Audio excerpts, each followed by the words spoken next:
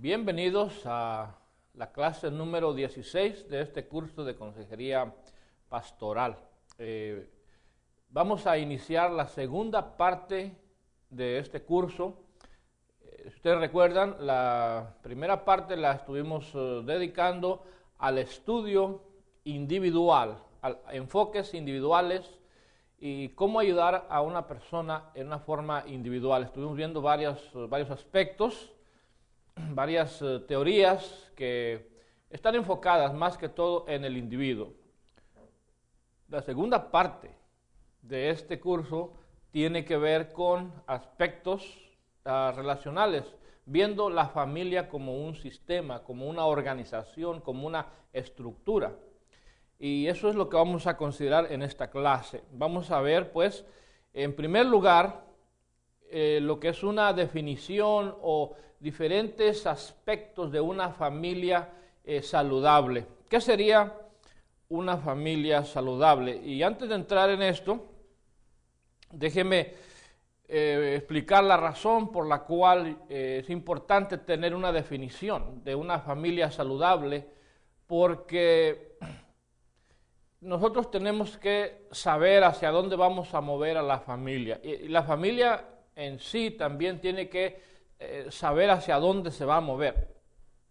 ¿Qué es lo que quiere lograr? ¿Cómo va a saber que ya salió de sus problemas y que ahora está viviendo una vida más satisfactoria? No solamente se trata de un sentimiento, de sentirse mejor. Muchas veces, aunque la familia esté en los mismos problemas, se siente mejor porque se acomodó, se ajustó a los problemas que tiene. Pero nosotros tenemos que tener una definición de lo que es una familia saludable como una estructura hacia donde queremos mover a las personas. Vamos a hablar de diferentes factores que definen una familia saludable. Y esto hay mucha evidencia, no solamente son ideas de un individuo, sino que hay mucho estudio que al final nos refleja estas realidades. Esto es una familia saludable. Estos factores hacen sentir a una familia mejor. Y el primer factor que yo quiero comentarles, que creo que es también uno de los más importantes, es el factor espiritual.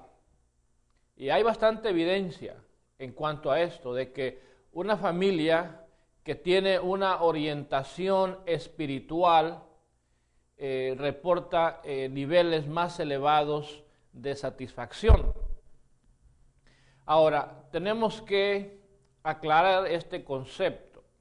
Aquí no se está hablando de una religión específica, de una doctrina, de una fe, sino se está hablando en términos más generales de lo que es un concepto espiritual amplio, general, la aceptación de un Dios y la creencia de ese Dios que tiene una aplicación a la vida cotidiana, a la vida diaria, porque muchas veces tenemos un concepto de Dios donde Dios está demasiado distante y no tiene nada que ver con nuestra vida. Eso tampoco es saludable.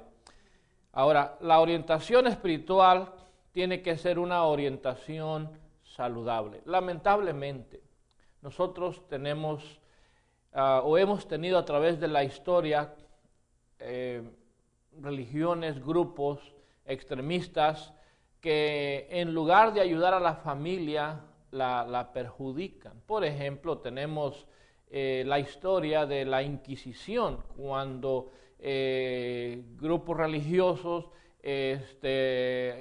estaban luchando para mantener sus creencias inmovibles y muchas de esas ya se estaban desquebrajando. Entonces castigaban aún con la muerte a aquellos que se rebelaban en contra de esas creencias. Entonces, ¿de qué forma podría ayudar esa religión a la familia? De nada, al contrario, es un perjuicio. Tenemos en nuestros días grupos religiosos extremistas con ideas bastante raras, extrañas, que tratan de imponer esas ideas a la familia y eso generalmente no es un concepto saludable, no es una espiritualidad saludable, por el contrario, es algo que perjudica. Y hay evidencia de esto, de familias que viven en un ambiente religioso hostil o en un ambiente religioso radical o un ambiente religioso donde es rígido. Generalmente las familias, en lugar de ser bendecidas, sufren porque la iglesia se convierte en un estresante más, en una fuente en lugar de ser una fuente de alivio, de donde reciben fortaleza, van a la iglesia y salen con sentimientos de culpa, salen todos maltratados, entonces eso pues evidentemente no ayuda a las familias.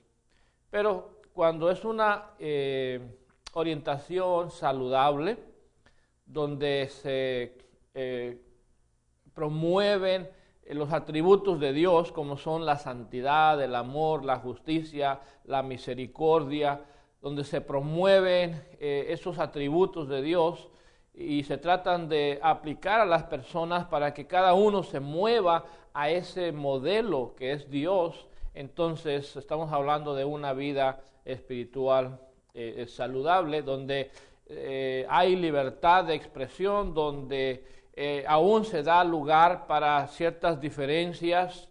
Entonces todo eso habla de una espiritualidad más saludable y eso es de bendición. Las familias van a ese lugar y cuando salen mejor, salen con un sentimiento de satisfacción, de agrado, de estar mejor. Y lamentablemente en muchos lugares, en nombre de condenar el pecado, a veces lo que hacen es tener a las personas esclavas de sus ideas y las personas salen, ay, qué mal me siento, qué mal soy una mala persona, soy un mal cristiano, y entonces así viven porque jamás pueden llegar a una perfección ideal como es Dios, pero el problema no está en que seamos diferentes, el problema es el enfoque. Hay grupos religiosos que están enfocados en el pecado y todo lo que ven es pecado y cualquier cosa es pecado y entonces pues sí, las personas terminan o salen de allí sintiéndose peor, pero hay grupos donde se enfatizan las virtudes, donde se enfatiza aquellas cosas que se están logrando y no aquello que no se está haciendo. Entonces estos grupos siempre dan la energía y aún la energía para vencer aquellas cosas con las que están luchando, porque no se trata de tolerar el pecado, ni se trata de apapacharlo, de consentirlo, sino que de alguna manera tenemos que luchar y sacudirnos hasta donde sea posible todo aquello que nos daña y que no va de acuerdo a la voluntad de Dios. El asunto es cómo se hace. Algunos lo hacen creando un sentimiento de culpa y otros lo hacen creando un sentimiento de poder, de que en Cristo Jesús tenemos poder para vencer aquellas cosas que nos están haciendo daño. Entonces el énfasis es diferente y yo personalmente creo que es más saludable enfatizar el poder que tenemos en Cristo y no simplemente tratar de hacer culpable a las personas por las cosas que no están haciendo. Cuando la vida espiritual tiene una parte práctica, o sea que los atributos de Dios, por ejemplo la santidad, tiene un aspecto práctico. Hay ciertas cosas que se hacen para demostrar que uno es un santo, que es santo de acuerdo a la definición de Dios, una persona apartada. Lo mismo en el amor, hay evidencias o hay ciertas prácticas como por ejemplo el servirse unos a los otros, ayudarse, apoyarse. Esas son demostraciones prácticas del amor de Dios. Cuando la vida espiritual tiene un aspecto práctico, entonces creo yo que es una espiritualidad que ayuda a las familias. Cuando esa espiritualidad te da la fortaleza para enfrentar las crisis, entonces esa orientación espiritual es de bendición, porque todas las familias enfrentamos situaciones difíciles, pérdidas, fracasos, separaciones, muerte, enfermedad, y son crisis que la familia tiene que resolver, tiene que salir adelante de esa crisis. Y si la espiritualidad que practican le ayuda, entonces es una espiritualidad que está siendo de bendición. Y hay evidencia, hay estudios que demuestran que una persona con una orientación espiritual saludable reportan mayores niveles de satisfacción. Las personas se sienten más felices cuando tienen esa área de su vida satisfecha o resuelta. Siempre recuerdo al doctor Royce Money, que es el rector o director de Abilene Christian, uno de sus libros que escribió hace ya muchos años, él mencionó dos cosas que nunca se me han olvidado en ese libro. Y una de ellas es que las personas con una orientación espiritual son más saludables, viven mejor, pero también él asoció a el envolvimiento de la iglesia, el envolvimiento en el trabajo de la iglesia.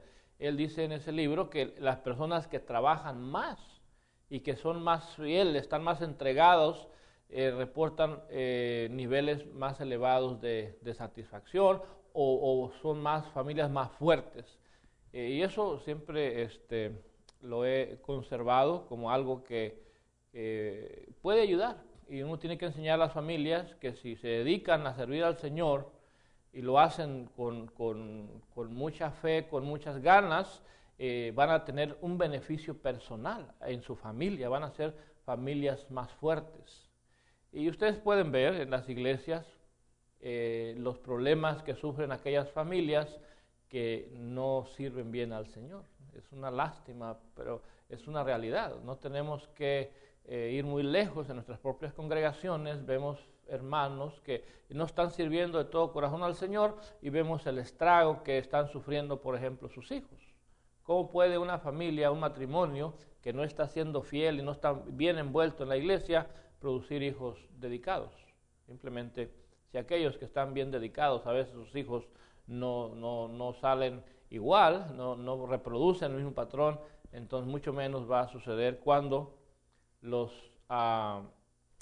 padres no están envueltos. Estar envuelto en una iglesia, en el trabajo, uno envuelve a sus hijos, uno los envuelve y ellos aprenden a servir y a trabajar y a hacerlo con agrado, con satisfacción.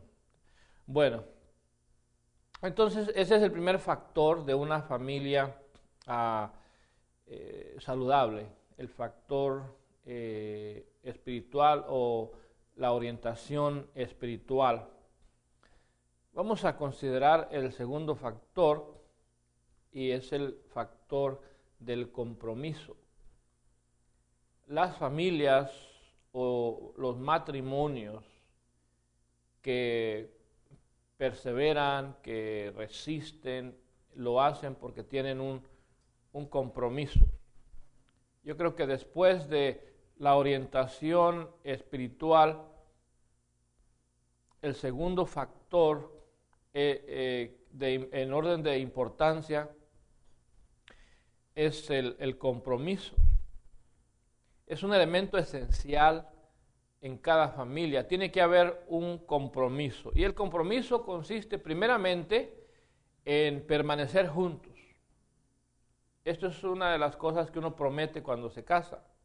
Prometo estar contigo en la enfermedad, en tiempos de bonanza, en pobreza, en riqueza, en salud, en enfermedad. O sea, hay una promesa de estar juntos.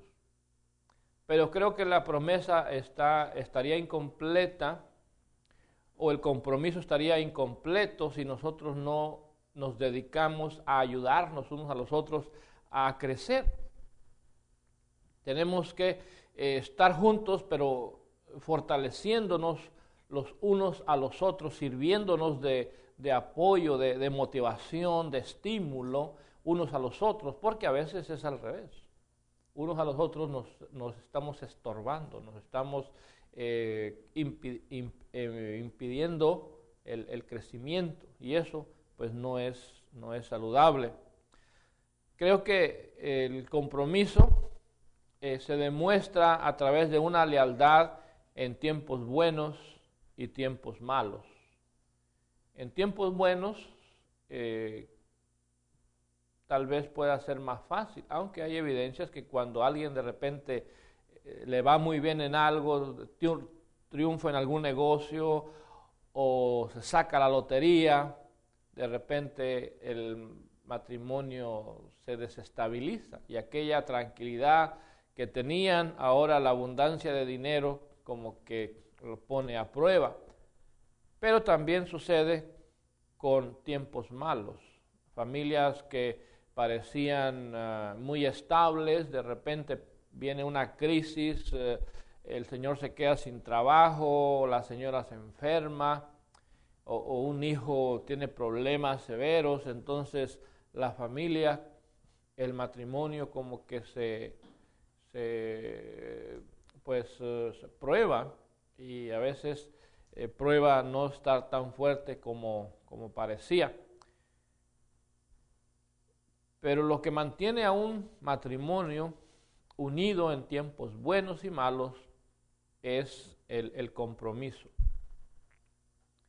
Debe haber un compromiso de no importa qué suceda, ya sea que tengamos abundancia o ya sea que estamos en tiempos de mucha pobreza o en tiempos de mucha dificultad o que estemos pasando tiempos muy difíciles, tenemos que mantener el compromiso. Esto incluye dos aspectos. El compromiso incluye la intención y incluye también la emoción. Hay que explicarle esto. La intención es lo que nosotros internamente decidimos. Yo hago el compromiso y tengo la intención de estar con mi esposa incondicionalmente. Pero la intención no tiene por qué ser una intención seca o vacía o carente de emociones. Porque yo puedo seguir con ella, pero desconectado emocionalmente de ella. Estoy allí, traigo el dinero, pago la renta, pago la casa, pero no hay ninguna conexión con ella. Todavía no he perdido la intención de seguir con ella, pero ya emocionalmente no invierto tiempo con ella. Y un compromiso tiene que incluir la intención, pero también tiene que incluir algo de emoción. O sea, si voy a estar con ella, quiero estar en una buena relación con ella, no solamente estar con ella, sino estar con ella y tener una buena relación, que haya una conexión emocional. Y eso es algo intencional, es algo que uno tiene que trabajar, no es algo automático. Lo automático es tener problemas y separarnos, eso es lo automático. No hay pareja que no pase por este fenómeno, de que de repente hay un conflicto y que nos separamos, nos alejamos. Eso es lo natural, pero eso lo hace todo el mundo. Pero una familia saludable lucha por ir en contra de lo natural, ir en contra de lo automático. Cuando otros están haciendo pedazos y se están desbaratando por el mismo problema, la familia saludable está haciendo esfuerzos para mantenerse con la intención de estar juntos, pero está haciendo un compromiso de mantener una buena relación, mantenerse en un estado emocional saludable. Entonces, esto es una familia saludable, tiene esta característica. es una familia donde sus miembros han hecho el compromiso, y más que todo el matrimonio, han hecho el compromiso de estar juntos, ayudarse a crecer en tiempos buenos o malos, y no es únicamente una intención, sino que es también un sentimiento, una emoción. Hay un buen sentir al estar con esa persona, o se tiene que buscar ese sentimiento, y eso se cosecha a través de acciones. Entonces, segundo factor es el compromiso. El tercer factor de una familia saludable es una familia donde hay expresiones de aprecio. O sea que la familia intencionalmente se expresan amor, cariño, aprecio, valoración, se valoran unos a los otros. Ahora, esto se tiene que hacer en un lenguaje entendible, porque muchas veces demostramos aprecio en nuestro propio lenguaje, y yo tengo que demostrar aprecio en un lenguaje que los demás me entiendan, que mi esposa me entienda. Por ejemplo, para mí tal vez mi lenguaje sería el contacto físico. Si alguien quiere demostrar cariño, mi esposa quiere hacerme sentir que me quiere, yo quiero sentir que me toca, que me abraza, me besa, eso a mí me hace sentir que soy una persona amada. ¿Okay? Pero si yo voy a demostrar amor de esa manera, a lo mejor no me lo van a entender. Tal vez yo quiera hacer con ella lo que yo quiero que hagan conmigo, y yo la toco, la abrazo, la beso, y quizás ese no es su lenguaje. A lo mejor ella espera que yo le lave los trastes, o le tienda la cama, o no sé, le saque a caminar los perritos, ¿verdad? A lo mejor ese es su lenguaje. Entonces yo voy a andar ahí todo queriéndola tocar, y ¿viste qué traigo? No va a entender, porque su lenguaje es otro. Entonces, si yo quiero realmente comunicar el aprecio, yo tengo que aprender su lenguaje. ¿Cómo sabe ella que yo la quiero? Entonces, eso tenemos que hacerlo en matrimonio, pero lo mismo con los hijos. Los hijos no son idénticos unos y otros. A algunos les gusta el dinero, a otros les gusta la convivencia, andar con papá, con mamá, a otros les gusta la libertad, a otros los regalos. Uno tiene que aprender qué es lo que les gusta. Y si yo les quiero demostrar mi afecto, darles el afecto en esa forma que ellos me entienden. Porque muchas veces los padres les damos muchos regalos y pensamos que el niño va a decir, mi papá cuánto me quiere porque me regala cosas. Pero lo estamos comunicando en un lenguaje que no entienden, porque ellos están esperando otra cosa. Ellos están esperando quizás que platiquemos con ellos, que escuchemos sus problemas, o están esperando que los invitemos de paseo a algún lugar, que andemos con ellos, sobre todo cuando están pequeños. Ya grandes ya no quieren andar con uno, ¿verdad? Y es otra cosa, que el lenguaje no necesariamente va a ser el mismo siempre. Uno tiene que estar siempre al día en cuanto a cómo me va a entender que lo quiero. ¿Sí me explico? Entonces, eso es importante. Entonces, una familia que tiene esa característica, expresa aprecio, lo hace siempre, o trata de hacerlo, en un lenguaje que le entiendan, no en un lenguaje que no le entienden, porque no importa cuánto invierta, yo puedo estar hable y hable con un chino, ¿verdad? Pero no importa cuántas palabras yo hable, si no hablo una palabra en chino no va a entender nada. Bueno, exactamente en casa. Yo puedo estar hace cosas en un lenguaje que solamente yo entiendo, pero a lo mejor no es el lenguaje que están esperando. Entonces, si yo voy a expresar amor, lo tengo que hacer en un lenguaje que otros hablan, no en el lenguaje que yo hablo. Y eso es importante. Las expresiones de aprecio fortalecen el compromiso familiar. O sea que si hay un compromiso, si hay esa característica que vimos hace un rato de un compromiso, las expresiones de aprecio fortalecen ese compromiso. Porque yo quiero estar comprometido con alguien que de alguna manera me expresa cariño. Entonces, yo no quiero estar con una persona que me está dando con el bate todos los días. ¿Verdad que no? Yo quiero estar con alguien que me valora, alguien que me aprecia, y yo sé que también mi esposa quiere estar con alguien que la valora, que la quiere. Entonces, las demostraciones de aprecio van a ayudar, van a fortalecer ese compromiso. Y la ausencia la ausencia de expresiones minan, o sea, reducen el compromiso. Hay matrimonios que no son malos. La esposa no es mala, el esposo no es malo, pero la señora ya no quiere vivir con él.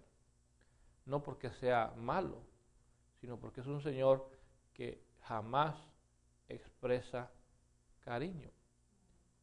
Porque jamás le hace un detalle, jamás le hace un regalito, ninguna palabra bonita, o sea, no hay nada. Entonces, esto sobre todo las mujeres lo interpretan como, es que no me quiere, no me ama. Si me amara, haría esto, si me amara, haría esto otro, pero como no hace ningún detalle, entonces lo más seguro es que no me ama. Entonces, ¿para qué seguir viviendo con una persona que no me ama? Ahora, eso no es cierto. El hombre la ama, pero nunca le ha hablado en el lenguaje que ella le entiende. Entonces, por eso tenemos que aprender a hablar el lenguaje apropiado. Eso fortalece el compromiso familiar. Eso edifica. Uno edifica a los demás con expresiones de aprecio. Yo sé que a veces la cultura nos ha enseñado otra cosa. Nos ha enseñado que es a través de los regaños, a través de las exhortaciones, a través de golpear verbalmente a los demás, como van a responder, como uno quiere. Es como van a crecer, a través del látigo, a través de una disciplina fuerte. Una disciplina fuerte no funciona si no hay un buen grado de amor. Los hijos que son disciplinados, solamente disciplinados y no reciben amor, se hacen rebeldes. Entonces tienen que tener una dosis de amor y disciplina. Esa es la combinación más apropiada. Entonces las expresiones de amor fortalecen a una familia, la edifican y crean un ambiente de aceptación. Cuando yo escucho una expresión de aprecio de parte de alguien, yo deduzco que esa persona me aprecia y me acepta. Yo tengo errores, tengo defectos, sin embargo, esa expresión que me dijo me hace sentirme aceptado. En mi trabajo, tengo mi patrón que antes de trabajar con él, yo trabajaba en una compañía, en un lugar de la misma compañía. Y allá como que no había muy buena comunicación con el que ahora es mi patrón. Yo escuchaba muchas cosas de parte de donde yo estaba. Sin embargo, cuando ya tuve la experiencia de trabajar con él, una de las cosas que me llamó la atención es, tiene un toque, un contacto muy especial. Te hace sentir de una manera muy agradable trabajar con él. Y entonces digo, wow, es increíble. Y el primer día que fui a su oficina, ese día sentí la aceptación. Y nunca la he perdido hasta este día. me siento aceptado, o sea, bienvenido, me sentí bienvenido. Yo era extraño porque yo trabajaba en otra parte de la compañía y cuando me llevaron ahí al lugar donde él está y me dijeron, él va a ser tu patrón, inmediatamente sentí yo esa aceptación, ese toque. Bueno, es algo que se siente, pero esto sucede en el matrimonio también. Sucede en el matrimonio a través del contacto, a través de expresiones de afecto, no solamente verbales, sino a veces una simple palmada en la espalda, una simple caricia, un juego, eso hace sentir bien a la persona que lo recibe. Entonces, eso lo hace sentirse a uno aceptado, cuando alguien hace un gesto así. En este ambiente es más fácil tolerar y es más fácil perdonar. Porque, por ejemplo, cuando la familia vive sin expresiones de amor y las expresiones son de exhortación, de regaños, toda la comunicación que hay en esa familia es negativa, el ambiente está tenso, de tal manera que un pequeño detalle es como un pequeño cerillo que hace una explosión. ¿Por qué? Porque el ambiente ya está contaminado, ya está por explotar. Pero cuando nosotros desarrollamos una cultura de expresiones de amor, de aprecio, sucede un error, una mala palabra o un mal gesto, un desaire, o algo no sale bien, como que hay un colchoncito ahí que resiste, un amortiguador que resiste y no pasa nada. Y la persona que cometió el error con más facilidad pide disculpas y todo marcha mejor. Pero cuando ya las cosas están muy, muy intensas, un error ¡pum!, hace una explosión y todo el mundo se descontrola, todo por haber generado un ambiente explosivo.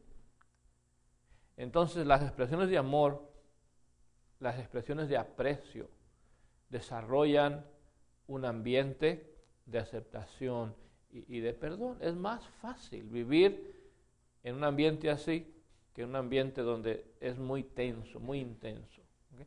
Entonces las expresiones de aprecio son otro factor de una familia saludable. La familia saludable vive expresando aprecio unos a otros. Todos demuestran su aprecio, lo expresan y lo hacen en un lenguaje entendible.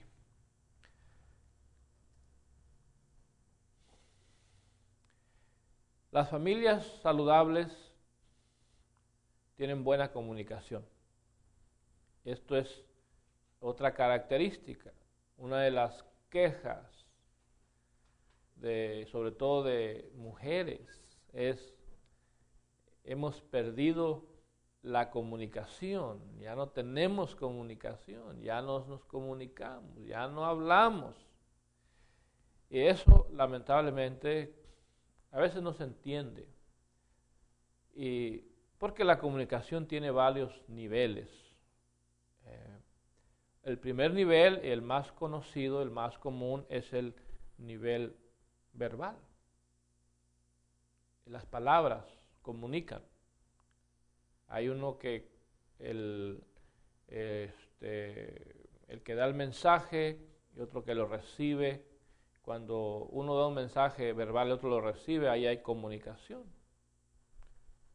Y si el que recibe responde y el otro recibe, entonces ahí hay una comunicación. Pero no solamente existe la comunicación verbal, nosotros nos comunicamos a través de gestos, lo que llaman la mímica, lenguaje corporal. Por eso es que los maestros y oradores no solamente estamos hablando así, ¿verdad?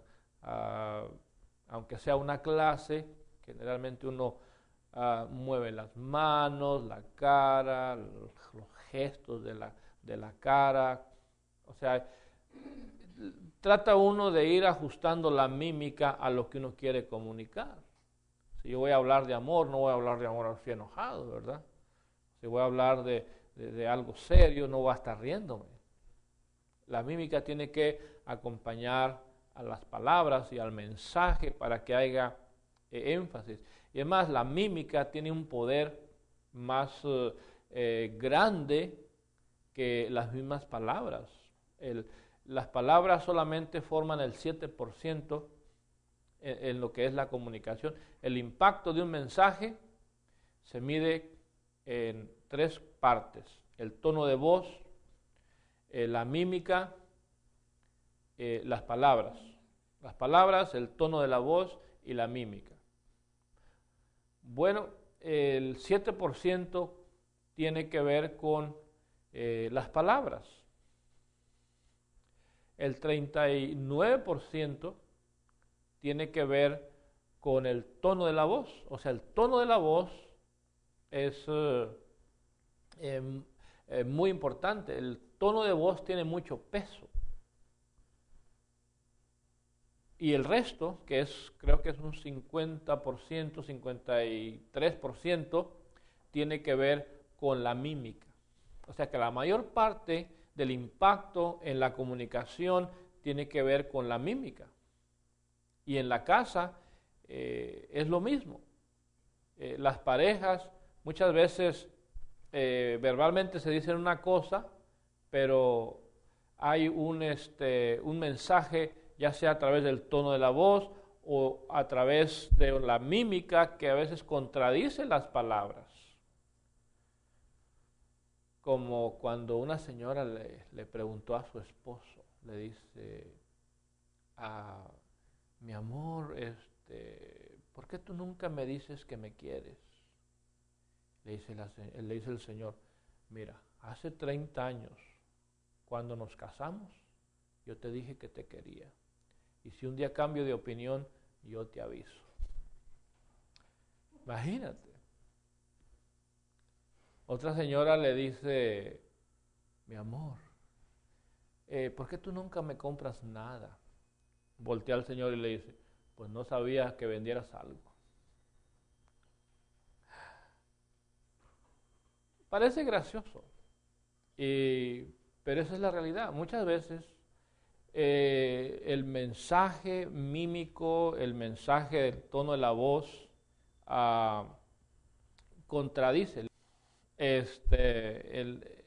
Le quiso decir: sí, yo te quiero, sin embargo, en realidad el mensaje era otro. No me fastidies. ¿Para qué me tienes que estar preguntando si te quiero? Entonces,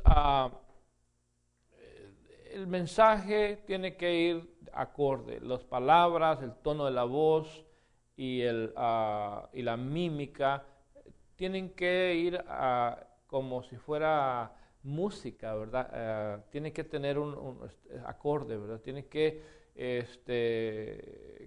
coordinarse para dar un buen mensaje. Bueno, no siempre sucede eso. Entonces, pero eso es lo que causa un impacto. Pero la otra cosa, y eso es algo que va abajo de todo eso, el tono de la voz se escucha. Las palabras se escuchan, la mímica se observa, pero detrás de estas 3 cosas hay siempre una emoción. Cuando uno habla, no hay palabra que uno diga que no tenga al menos una mímica, una mínima parte relacionada a alguna emoción. Aún entre nosotros, lo que uno se comunica no son palabras huecas. Siempre comunican algo y uno siente algo. Un saludo, una palabra, una mirada, siempre hay una emoción, ya sea de aceptación o a veces de rechazo. Entonces, por eso una buena comunicación siempre va a incluir o algo que tenemos que estar atentos, es que en la comunicación siempre detrás o abajo, de una manera invisible, hay un contenido también real, que es una emoción que se está comunicando. Por eso, en la buena comunicación, las personas están atentas de que el tono de voz, las palabras y la mímica comuniquen una emoción positiva. Porque muchas veces confundimos o comunicamos una emoción negativa. Y a veces lo hacemos con un gesto, con una mirada, con un ademán o con una actitud. Y comunicamos algo negativo y las personas lo sienten. Aquellos que nos rodean en la casa, la esposa, los hijos, sienten el mensaje que va detrás de las palabras. Uno tiene que aprender a escuchar con mucha sensibilidad. Tenemos que ser sensibles. En la buena comunicación, una de las partes más importantes es escuchar. Escuchar, pero escuchar tiene varios componentes. Uno de ellos es tomar el tiempo y no desesperarse hasta que la persona nos diga, y ya que terminó, hay que preguntar si lo que entendí es lo que me quiso decir. Pero también escuchar incluye descifrar qué emoción realmente me está queriendo comunicar. Si me dice, por ejemplo, mi esposa me puede decir algo muy sencillo como, yo tengo ganas de ver a mi mamá. No me dice abiertamente, ¿por qué no me llevas? Pero yo tengo que descifrar el mensaje. No me está diciendo que la lleve, y como no me dijo que la llevara, pues no la llevo. Pero un buen esposo escucha esas palabras de, tengo ganas de ver a mi mamá. ¿Qué haría un buen esposo? Mi amor, prepárese. Vive en Nueva York, no importa. Vamos a hacer un viaje y la voy a llevar. ¿Verdad? Bueno, eso sería escuchar con sensibilidad. Pero cuando no queremos escuchar o no queremos tener esa sensibilidad, escuchamos quejas. Ay, mi amor, la lavadora ya no lava bien. Pues a ver qué le arreglamos ahí. Vamos a poner un tornillo o algo para que trabaje mejor, ¿verdad? Pero lo que está diciendo es, ya es tiempo de comprar una nueva, ¿verdad?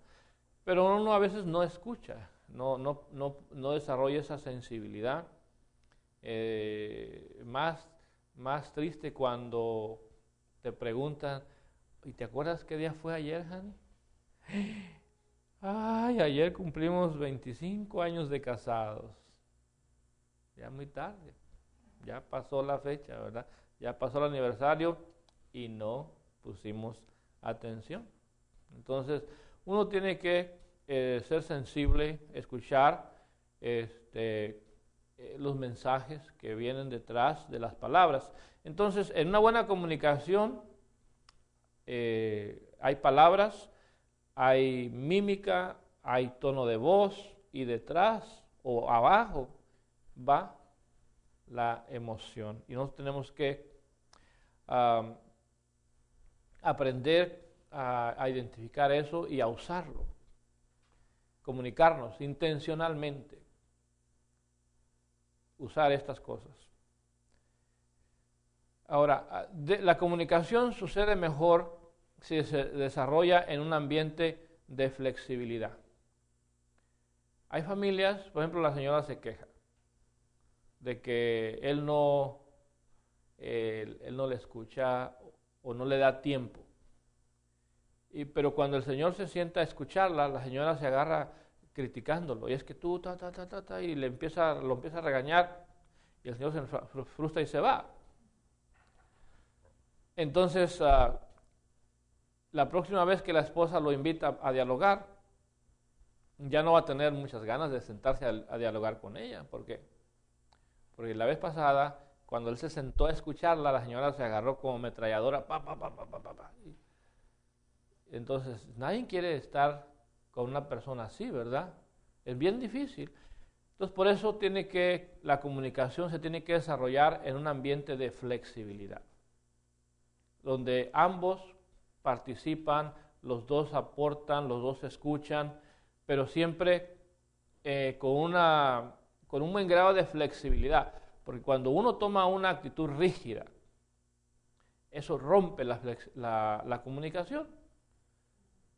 Cuando uno dice, es que así son las cosas, así debe ser, y no me quieras cambiar, entonces ya, ¿qué más se puede hacer en ese caso? No hay nada más que hacer.